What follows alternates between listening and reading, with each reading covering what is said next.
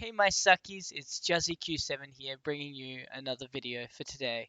Now I've just finished watching PewDiePie's next update video about how he's been doing YouTube for 10 years and how he's just about to hit 100 million subscribers. And I thought, why don't I talk about PewDiePie a little bit and my opinions on him as a YouTuber. So without further ado, let's get into it. So I started watching PewDiePie really on and off when I was a lot younger. The time of Smosh in 2012, and like a lot of other basic YouTubers. The one that did Land Shark, let me look her up. After a quick Google, I found it was Jenna Marbles, and so around that time, that's when I started watching PewDiePie. So I was still in primary school when I was watching him, so I would have been either a grade 7 or a grade 6 student, and I was always like, oh damn, PewDiePie is a cool lad. I really like PewDiePie. So pretty much all the way through high school, I've always had this little thing in the background. Either it used to be Smosh and PewDiePie, where I could always just sit back and watch some of their content. Smosh I've always enjoyed. Like I like their Pokemon series and some of their maybe 2014 stuff. But when they started becoming more commercialized, I dropped off from them because they just became boring. While PewDiePie, he managed to keep his head away from all of that. He managed to still say as like a solo individual person instead of becoming giving into the corporate like way of going about things. I never really considered PewDiePie as a top YouTuber until maybe a little bit after Flappy Bird in maybe 2013 or 14. When I looked him up, I was like, let's look up PewDiePie, let's see where he's sitting. And he was sitting up there with Smosh, and I'm like, hey, I watch Smosh, I watch PewDiePie. That's kind of crazy. So either I was a crazy individual and I got into them early, or I just gave into the YouTube algorithm and just watched whatever was the most popular and just continued watching whatever the most popular thing was until then.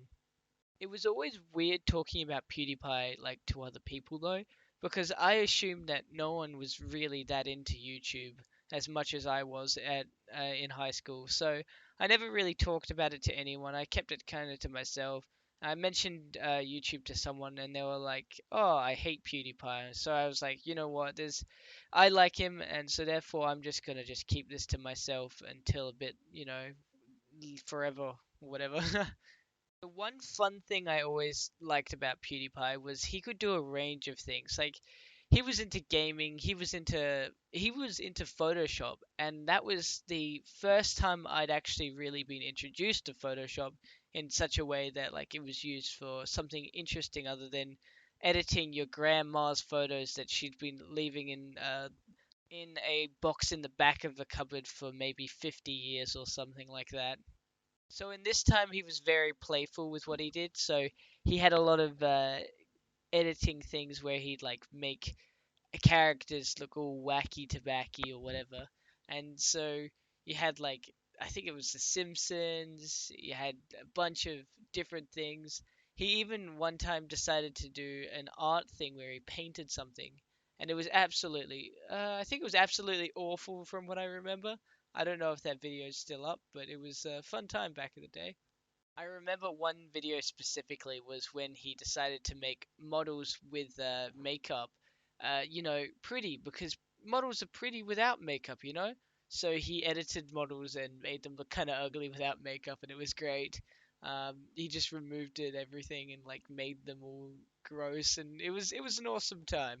So going through high school, I reckon that this was probably the main consistent thing through high school, except through that one period of time when he decided to go a bit off the rails and he said that special word. You all know that special word at that special place on that special bridge that he decided to pop off and like change YouTube forever in like one simple 5-second clip that you could probably find on YouTube today. Yeah, you know the one. Search up PewDiePie and Bridge if you don't, and you'll figure it out. Fun thing though was I wasn't actually watching PewDiePie at that point in time. Just a little bit before that, I was like, you know what? I think I'm done for PewDiePie for a bit. I'm gonna take a break. And the reason for that was because his jokes were becoming a little bit stale. He was trying to run off the I'm going to fail miserably joke that year. It's 2017 or so. And I didn't like that. I was pretty bored of it. And so I was like, I'll give it a rest. And then maybe like 3 weeks later, my mate was like, hey, dude, PewDiePie's just gone and said it's hilarious, but it's destroyed everything. So pretty much I gave PewDiePie a big break for a while, and I was like, I'll come back when he's a little bit better, when he's sorted himself out a bit, and I can actually enjoy his content again without it, being a little bit disruptive. And that was it didn't take very long, maybe 3 months before I was like, all right, I'll do that.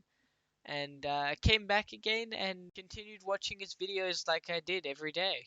The weird thing about it this time though was a lot of people had already like started, knowing about him and actually looking into him and actually watching his content.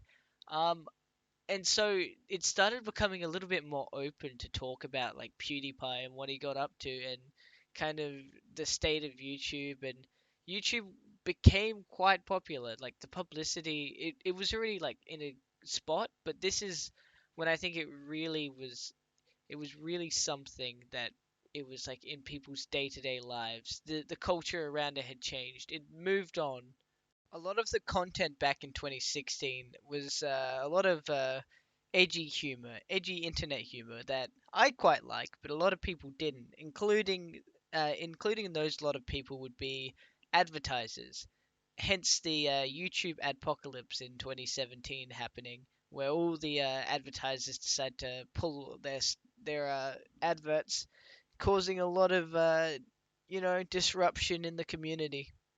So gone were the days of feral language such as Leafy is here, iDubbbz, and Filthy Frank, and Hello was the new world of making sure everyone was wearing a tutu and not swearing at all. So from this point forward, PewDiePie was somewhat reborn in a different way, where he wasn't edgy anymore, and he shaved his beard, so he was no longer a bearded man. And his content became a lot of laughing at cringy content on the internet. Um, and it just stayed that way for ages, but like slowly adapting into a different version of itself. Meme review was born with a couple of claps, a bit of meme review. And for me, this was also a bit of a turning point into what I liked. From here, I started watching a lot of memey content. A lot of memes started dominating my life. No longer did I look at the normie memes on Facebook. I had been enlightened. I smashed that upgrade button and I had now moved on to Reddit. Reddit, where all the best juicy memes are. No, not 4chan. 4chan stuff is, but Reddit. I had had Reddit for years, but like this is the time that I'd actually used it mainly for memes now, since the PewDiePie submissions thing started to prop up, and the bro army, the 9-year-old army, started submitting all these juicy memes, and I'd started to get really into like these tasty Reddit memes. Now though, PewDiePie has changed a fair bit, like as of in the last month, I'd say, after he was doing a meme for like gaming week where he'd play one game every day during that week. He came across Minecraft, as most of you would know.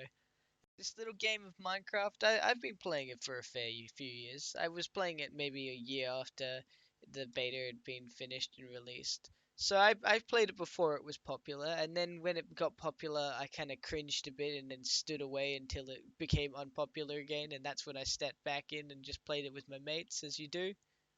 I feel like as soon as something becomes really popular with kids, that's when it's at its most unpopular point in time. So Minecraft had hit its maturity now. It's 2019. It's hit its 10-year anniversary of being released, and everyone's like celebrating and stuff, and that's why PewDiePie started playing.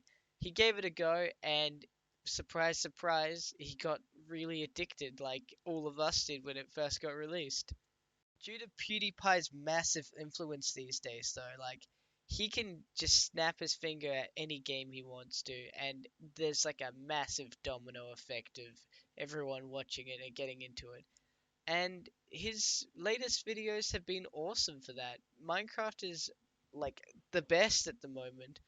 I don't play it personally, but everyone has been talking about how much they've been playing it lately. There's all these content creators playing it. It's that domino effect. It's brilliant. Overall, when I think about PewDiePie in the end, though, I think PewDiePie has had such a massive impact in so many people's lives, especially my life, just going through high school. And he does know this, but I don't think he would know it to the extreme it has. Like, with all these Reddit posts, he just thinks, this is just a fun time. But it's massive. It's the community. It's people meeting each other. It's people changing their lives entirely just after seeing this man and what he is like doing. It's fun, but it's fun and it makes you think in a different way. He talks and shares his opinions. He's a humble dude, and he's come a long way from where he was. And even though he says he's come full circle, I think the man, he is a living legend and he has changed a lot of things. Anyway, thanks for watching this video. I hope you enjoyed it.